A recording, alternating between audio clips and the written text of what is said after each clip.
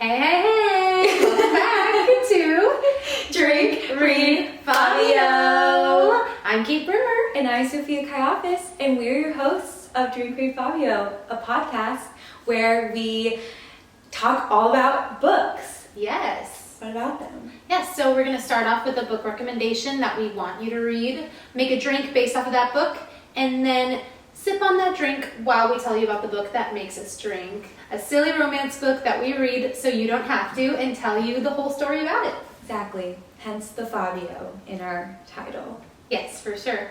This week, Sophia is starting us off with the book we recommend, so take it away. Yes. Okay, so I am recommending the book Shiver by Allie Reynolds. So this book is a mystery, thriller, drama kind of book.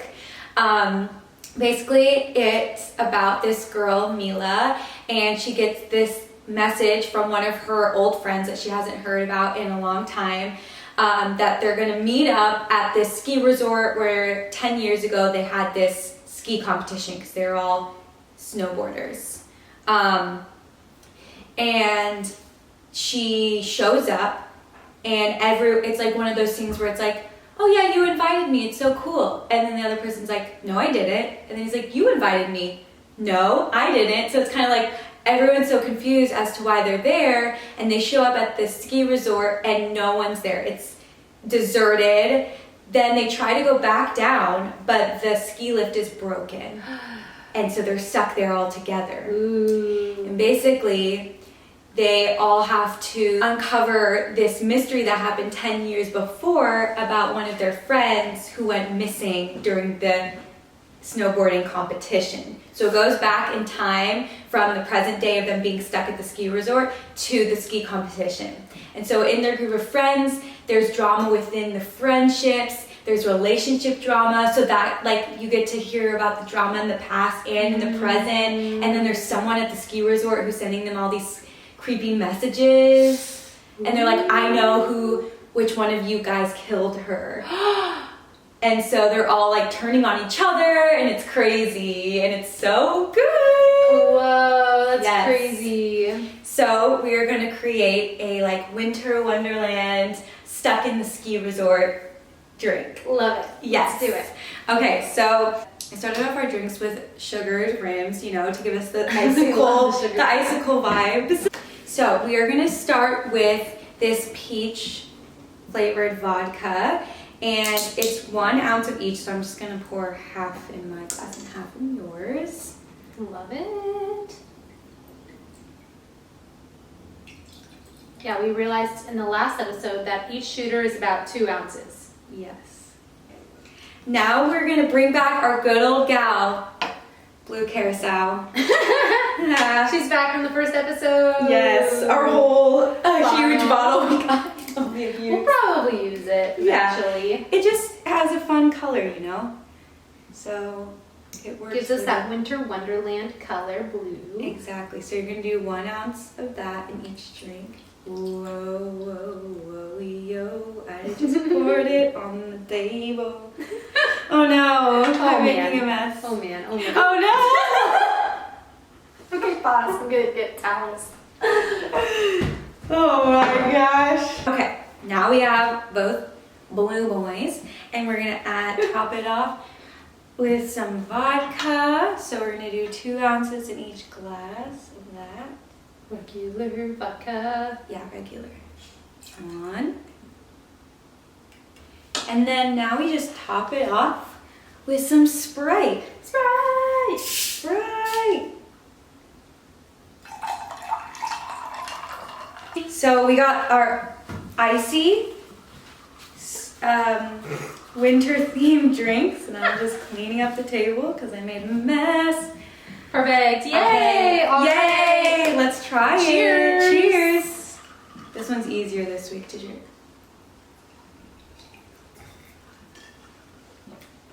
That's yum. Yum. That's sweet. Kind of tastes like jungle juice. Oh yeah. Frat boy days. But it's good. Hey, there's a reason people drink it. Yeah. Yum. I like it. Okay. Yay!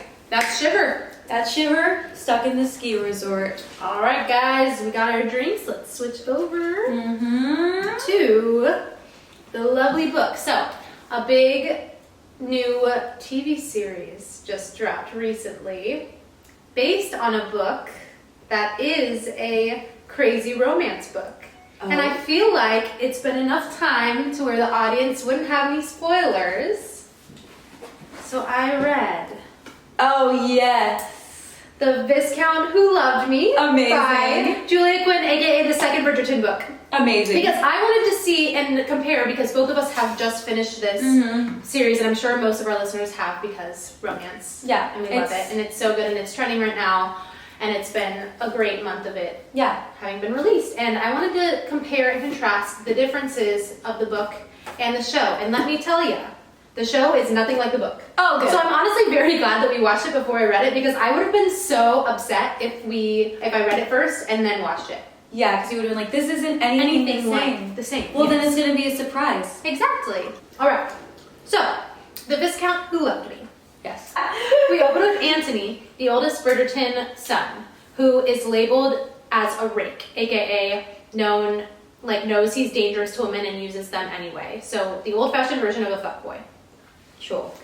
We learn about his past and how his father died from being stung by a bee, yada yada yada. And now Anthony has it in his mind that because his dad died young, he also is going to die young. Mm-hmm. I don't know why he thinks this, but he's like, I'm going to die at 39 too. Okay. This is why he is refusing to fall in love, because he doesn't want a girl to go through what his mom did when his dad died young. He doesn't want to leave a girl heartbroken when he dies. Okay. It's so stupid to me, but that's how he thinks, and that's how he started out. Accident. I know. Anyway. Next, we meet our leading lady, Kate Sheffield, who is the stepdaughter of Mary Sheffield and is joining her half-sister for their first season together. Mm-hmm. They are pretty poor and could only afford one season, so that's why this is her first season coming out at the age of 21 when her sister is 17. Yeah. So they had to wait until her sister was old enough to come out for them both to go, because they could only afford to go to London and do this one time. Mm-hmm. Her sister Edwina is one of the most beautiful girls at the whole ball and gets all the male attention, and Kate does not mind at all. She honestly doesn't love London and wants to marry someone simple and quiet in the country and just live a nice, comfortable country wife life. Yeah. At the last ball, Edwina announced to everyone that her suitor would need Kate's approval to marry her. The sisters are super close and they have such a strong bond. Edwina is like, I need her to approve. Yeah. So the first ball that we actually get to experience in the book is the first ball where Anthony decides that he wants to find a wife. Mm-hmm. So he's talking to his brother and he wants to marry the diamond of the season, aka that's like the most beautiful girl there. Yeah. And asks his brother who that is. And his brother tells him that Lady Whistledown, which is the gossip column, announced Edwina as the diamond of the season. So he goes, okay, I'm going to marry her. That's it. I'm just going to go court her. Without even meeting her, without anything. Okay. At the ball, Kate notices that the rake Lady Whistledown has been writing about Anthony, has asked her sister to dance, and she is pissed. She's thinking, I want my sister's match to be a love match. I care about her so much. Yeah. I do not want her to be ruined by a rake. Mm-hmm. Or marry someone that's never going to love her. Yeah. Anthony finally meets Kate because he hears that he needs to win her approval. He asks her to dance, and when in this time, girls were not allowed to refuse dances. So she goes and has to dance with him. They end up getting into a tiff, and Kate tells him that he is not allowed to marry Edwina, no matter what. He challenges her and says he doesn't need her approval and will do whatever he wants. Mm-hmm. But also he's like kind of attracted to her, so it's kind of weird. Yeah, exactly. Then, the next day, where suitors call upon the girls that they liked from the ball, Anthony goes to call on Edwina at the Sheffield house, but she is off riding with another suitor. Yeah. So Kate is the only one at home. Mm-hmm. And tells him she's going to be gone for a couple hours. She just left. And he's like, I don't care. I'm going to sit here and I'm going to wait for her. I don't mind waiting. He's a little butthead. Little butthead. Her mother comes in to the seating room and her dog Newton runs in super full of energy, and her mom's like, you need to take this dog on a walk. He's going crazy. And she loves this excuse to leave Antony. She does not want to sit with him. Mm-hmm. So she's like, yeah, I'm going to go take my dog for a walk. And Mary, her mother, goes, why doesn't Antony join you? So he's not sitting here alone with me. I'm not great company. Join Kate. Go on this walk. Go with the dog. Kate glares at her mom, but says, okay. They go on this walk with Newton and start talking about life and marriage, and he says he will not marry for love to her. He confesses. Mm-hmm. And Kate expresses that Edwina needs someone to love her, and he cannot marry her if he's not in love with her. Antony starts noticing that Kate is very beautiful in her own way now on this walk, now that she isn't right next to her sister. He's saying, you know, when they're right next to each other, nobody can keep their eyes off of Edwina because she's so gorgeous. But now that Kate's separated from her, she's also beautiful in her own way. What? I know. That doesn't make any sense. I know. They run into Edwina on this walk with her suitor, and Newton gets super, super excited, and he starts sprinting towards Edwina. That Kate lets go of the leash by accident. She loses the leash, and he throws himself so hard into Edwina, it sends them both into the pond behind her. So she's standing on the edge of a pond, and he runs at her and throws himself on her that they both go flying in. The dog and Edwina? Yeah. Oh no! So Antony rescues her and insists on carrying her home. Okay. He's like, how could you let this happen? This is crazy. I'm going to take her home, and the suitor that she was with can take Kate home, but I'm going to make sure she gets home safe. Oh my gosh. Kate is annoyed and has Newton shake. So this is a quote from the book. Newton looked up at her finger, pointed right at Antony, and obediently trotted a few steps closer to him before allowing himself a full-on body shake, spraying pond water everywhere. Antony went for her throat. I'm going to kill you! To Kate? Yeah! That's funny. So she says, you're gonna disobey me and go try to woo my sister? I'm gonna make sure you're covered in pond water too. Yeah. In dog pond water. Exactly. The dog thing. Yes. Because she fell into the pond, Edwina catches a cold. Okay. And so Kate and her mom are forced to go to this concert hosted by the Bridgerton family where a beautiful opera singer is performing without Edwina. Okay. Antony has been sleeping with this opera singer. Is this obviously Yes, from the first book. She's in the book. Yes. Antony has been sleeping with this opera singer and flirts with her in front of everyone. Even Violet Bridgerton, who is his mom, is kind of pissed.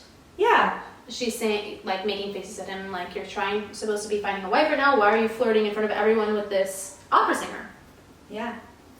Huh? Kate's over it. She does not love these big outings, so she's wanting a chance to breathe and goes out into the hall and hears his voice also following to the hall. So she panics because she doesn't want him to think that she's a loser all alone, and runs into this office that's just next door and, like, closes the door really quick. Okay. Of course, he starts coming into the office right after with this opera singer because it's his office, and he wanted to pull the opera singer in so they could fool around a little bit. No. She freaks out. She crawls under the desk and, like, hides under the desk. And here's, because she's there and they don't know she's there. Yeah. She overhears him talking to the opera singer, saying that even when he gets married, he will take care of her if she continues to take care of him. Kate is disgusted. He basically admits that he will keep her as a mistress even when he's married. That's even worse than what he said in the show. I know. So he walks around the desk and sees her under the desk. Oh, no. And he tells the opera singer to go back into the ballroom. He says, never mind, I'm so sorry. I just saw some business I need to take care of here at my desk. Please go back. Take care of. Yeah, wink. And when she leaves, he demands Kate to explain why she's here. He thinks she is trying to spy on him, and she then calls him out for wanting to keep a mistress once he's married, and he gets close to her, telling her that he will do whatever he wants. So they get into this super heated argument. Through their argument, sexual tension rises, and he kisses her. Oh, at the beginning? Right at the beginning. I mean, it's about 100 pages in, but still. Still better than the first show. And we waited 5 years. 5 years, to get anything. They just keep getting closer and closer as they argue, and then they kiss. Oh, good. That's what should have happened in the freaking show. I know. Then, after that, Kate says, well, now you definitely can't marry my sister. You just kissed me. Yeah. And he says, watch me. I'm going to do whatever I want, and I'm still going to try to court your sister. And then tells her to leave. Gosh. After this, the Bridgertons host their annual country ball at the Aubrey House that they own in the country. Okay. Where they invite a bunch of people to come and stay with them for the weekend. And Violet is set on marrying him off. So she invites every single eligible girl she can think of, and then to even the numbers, invites a bunch of guys that are definitely lower class and not as good of a catch as her sons. Okay. Including the Sheffields that get invited. That's funny. I know. Kate instantly clicks with Violet. When she pulls up, they're talking about her beautiful garden, and Kate mentions how much she loves flowers and how beautiful her gardens are. So Kate tells his mom that she would love to go walking through the garden. And his mom's like, of course, I would love for you to go and check out the gardens.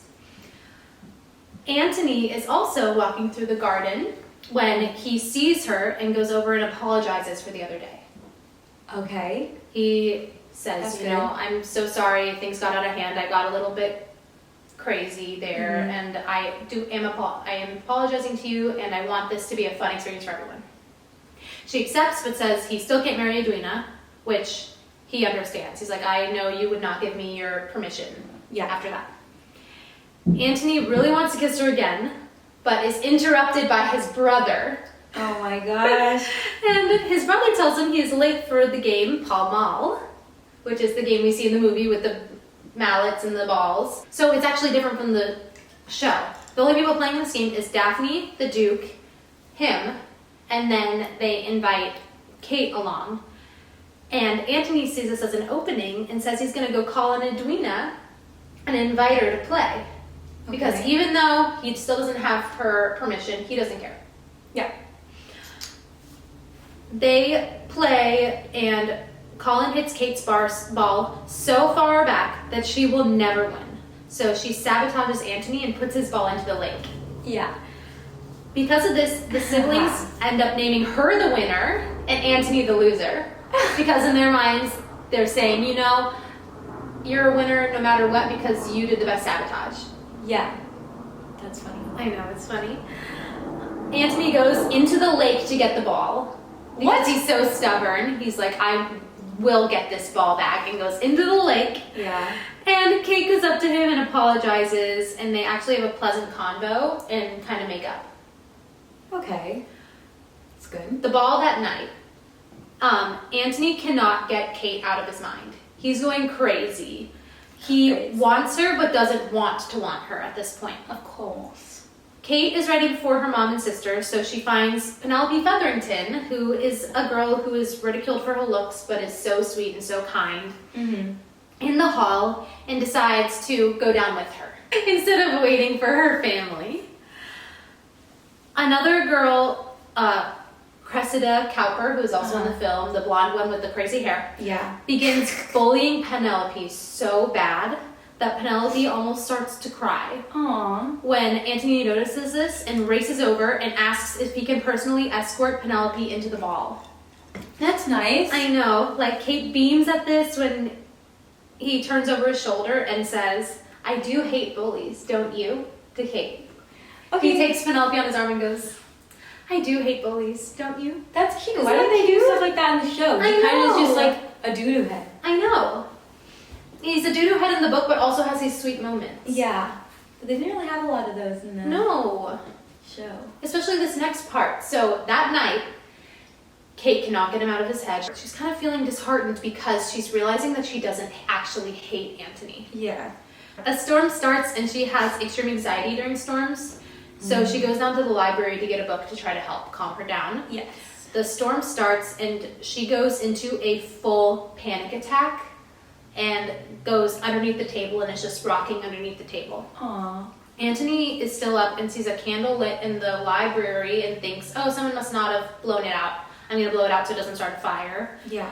Sees her there and immediately just holds her and comforts her until she calms down and can go back to bed. That's nice. I Why did know. they cut that out? I don't know why they cut that out. That would have been cute. That's so sweet. They then agree to be friends. Okay. Good. The next day, Kate is in the garden and she is very confused. She paces the garden to think instead of joining all the other ladies in their lady activities. Yeah. And is really struggling because deep in her heart, she realizes she wants him for herself. Even though she knows he wants Edwina. Yeah. Anthony sees her from his window and follows her out there. Kate sees him and then they speak, and she tells him now that he has her blessing if he wants to marry Edwina, because she's realized that he's actually a good person and he would be a great husband to her. Aww. That's a... And before he can say anything back, a bee starts buzzing around Kate. Of course. He is immediately distracted by the bee and is going to full-on panic. Yeah. Kate ends up getting stung by the bee, Mm-hmm. and he freaks out. Full-on panic attack. He pulls, and she gets stung on her chest. Uh-huh. So he goes in and is all up in her chest, trying to pull this stinger out. And she's like, whoa, what are you doing? Yeah. Get away from my boobs. Ah!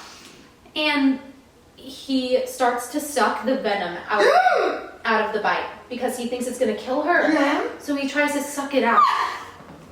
And he's sucking it out of her skin when their mothers and Miss Featherington walk in and sees. I wish this was in the show. That would have made it so much juicier. But instead he's like, and she's like, it's just a bee sting. It's just a bee. Yeah. So now they have to get married because she's ruined. Yeah. Because his mouth is on her boobies. Maybe they did that differently because it would have been too similar to the last one. I don't care though. I know. I would have thought that was more juicy. Yeah. And I pulled a quote that says, now that it looks like he had to marry her, well, there didn't seem much use in putting up a big fuss. He wanted her. He wanted her desperately. Ooh. He pulls Kate from everyone because she's freaking out because she thinks that he wants to marry Edwina and now he's stuck with her. Yeah. Pulls her aside and just heavily starts making out with her. I wish this was it. I know! I want all the making out. And it makes it less uncomfortable because Edwina actually never really likes him. Yeah. She just kind of talks with him because she thinks it's her duty to marry rich. Yeah. So they get married, and Kate is still worried that he wishes he was with Edwina instead. She is so worried that when they go into their wedding night, she has a panic attack and tries to hold off the wedding night. She asked him for a few days or to wait a week. Please, can we not have sex now? I'm scared. I don't know. I feel like you only want Edwina. Yeah. He says, no, I only want you and only you, and seduces her. Ooh. I know. Spicy. He goes, listen to me and listen well, because I'm only going to say this once. I desire you. I burn for you. Oh, bring it back. Yes, bring it back. Bridgerton, I burn for you. I can't sleep at night for wanting you. Even when I didn't like you, I lusted for you. It's the most maddening, beguiling, damnable thing, but there it is. And if I hear one more word of nonsense from your lips, I'm going to have to tie you to the bloody bed and have my way with you 100 different times until you finally get it through your silly skull that you are the most beautiful and desirable woman in England. And if everyone else doesn't see that, then they're all bloody fools. Isn't that nice? Why wasn't that in the show? Right? That's so good. So good. I would have been like, yeah. Even through this, he explains that he cannot and will not fall in love with her. So after all that, he goes, I'm so sorry, I can't fall in love with you. Huh? And she just has to agree. She thinks, you know, he's taking care of me. He still treats me really great. We have a great time. We have great sex. Maybe I can just accept this. Yeah. Okay. The sex is really great, but Anthony stays away from home most of the days on work. Yeah. But really, when he could go home, he's going to his club and playing cards because he's scared to get too close to her. Mm. Because every time he's near her, his feelings grow. Yeah. One day, he goes home instead Mm-hmm. because he's sitting in his club and he just kind of feels bored and he's thinking, you know what, I want to see what Kate's doing. Yeah. And has tea with Kate. And he realized that he genuinely likes her as a person and misses being around her when he's gone. Aw, that's cute. Kate is having tea with Edwina as well Okay. when he is also there. Mm-hmm. And Edwina tells her that she has fallen in love with a man named Mr. Bagwell. Okay. And he is a poor scholar, second son. And she's so nervous because he's poor and is so upset to Kate because this whole time she's been having all this pressure to marry rich. This is what we said that we wanted. I know. And Anthony, because he came home that day and was having tea with them, looked at her and goes, I'm going to give you a dowry so that you can live comfortably with him because now you're family and I want to take care of you. Isn't that so nice? Yeah, this is what we Wanted. said. Should have been the I book. know. Should have been the show, and it was literally in the book. It was in the book. Anyway, once Edwina Right. leaves, he realizes he's in love with Kate and freaks out and leaves Oh my and God. goes and runs to his family's house. Of course. The boys I always know. leave. All these books, All that's these just boys a common theme. They're like, I can't love you. Goodbye, I'm leaving. I'm leaving. Yes. Stupid. Kate realizes that he needs a space and goes on a ride with Edwina and Mr. Bagwell to kind of meet him because she's telling Edwina, you know, if you love him, I want to meet him. I want to get to know him. Yeah. They get into a carriage crash and the carriage tips over and crushes her inside. Kate? So Mr. Bagwell and Edwina were able to get out, but she's crushed underneath it. Anthony hears about this and races over with his heart in his stomach and like breaks open the carriage with his bare hands. He's like pulling the wood apart and drags her out. So is this what happened instead of the horse thing? Instead of the horse thing. So he carries her back. Thank goodness the only thing wrong is she has a broken leg. Okay. But he's so freaked out about almost losing her that Yeah. he confesses his love and how he can't see a life without her. Yeah. He explains his past to her, and she says that anyone can die at any time, but it's better to love and lose than not love at all. Yeah. And he agrees. Cute. And she confesses her love back. Of course. Of course. She loves him. Yes. And then they have a little epilogue where they show that they have a kid, and he lives past his 39th birthday. Which is the day that he thought he was going to die, because that's when his dad died.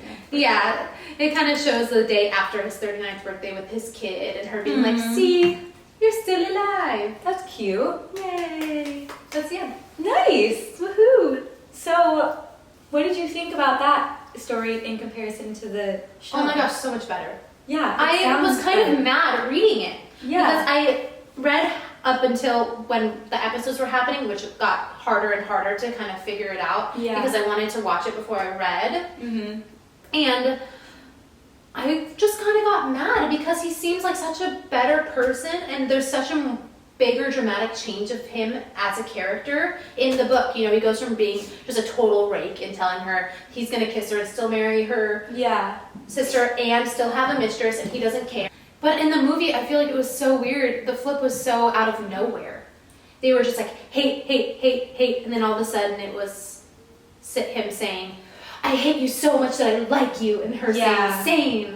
And then it getting too deep with Edwina, which made everybody uncomfortable, especially me. I did not like how deep it got with Edwina before he made a choice, because it's messed up to do that to It a kind of sibling. left Edwina in like a bad place, and you're just kind of like, well, That sucks for her. yeah, it sucks for her, but in this version, she gets what she wants Mhm. too. And we And they said never- she should have married a poor person, and then Kate marries the rich one, because that would have been the contrast there. Yes. Edwina never actually gets that close to him.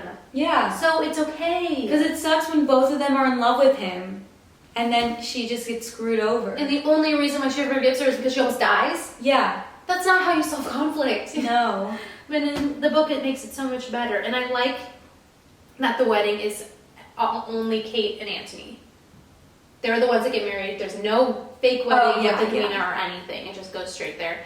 And that's so juicy. That gets sucked on her chest and then they get caught. I love it. That is juicy, and they do stuff way before they did in the show. And I love all the stuff with Newton, because dogs are just the best. And they like get to know each other. Yeah. And, like, she falls for him because she realizes he's a good person. Yeah, he keeps making choices that are like shows that he cares about her. Yes, instead of just thinking he's hot and that there's some weird bond there. Yeah, that they have this connection, but it's like, why? Exactly. So that is The Viscount Who Loved Me. Yes. Much better than the Netflix show. Wow, that is quite a statement. I think so. I thought it sounds good. I would have liked all of that to happen in the show. Me too. So that was my week. I hope you enjoyed it. I hope you guys enjoyed it. I would love to hear anybody else's take on Bridgerton and how they felt about the season. Yeah, if you guys read the book and watched the show, let us know which version you like better. And then, Kate, would you like to rate? Yes, of course. Your book? I mean, this one wasn't even that crazy. We all know Julia Quinn is a phenomenal writer, even if it's cheesy concepts and it's going to be romantic and sassy and sultry and all those How about you rate this season of Bridgerton and rate the book?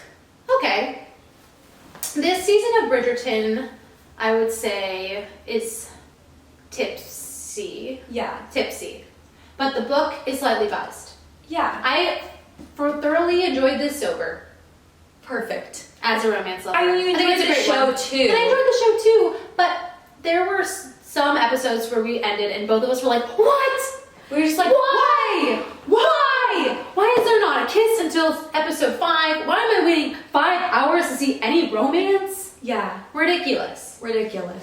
So, in when the book, season 1 was just like, bam, bam, bam, bam, bam. Thank you, ma'am. Yeah. And in the book, you get a kiss 100 pages in. Yeah. Which is what we want in a show like that. And way more romance and way more of a sexy connection. times. Way more connections, which is always a better option in my opinion. If they do that with the Selection series and the Court of Thorns and Roses series, I'm gonna literally cut them. I'm shocked more people don't cut them for this. Yeah. Because this is a really big series and a lot of people have read the books. Yeah. But who knows? Maybe some people are mad. Maybe they are. We just don't know. But that's my take and I hope you guys enjoyed it. Yes, I enjoyed it. That was interesting just to have a comparison. And if you haven't watched it yet? Yeah. Or read the book? Give them both a go. Yeah. Give them both a go. See what you think. And give us your response. Exactly. And your opinion. Yeah. But anyway, like and subscribe. Follow us on Instagram, on YouTube, on TikTok. And give us a like if you're feeling friendly. Yeah, subscribe to everything. Ha ha ha. Please. Anyway. Please. And we will talk to you next week. We're going to do a little bit of a different episode next week, so stay tuned. We're excited. It's going to be, we're going to switch it up. Change it up. Okay. All right. See you guys later on Drink, Read, Fabio. Goodbye.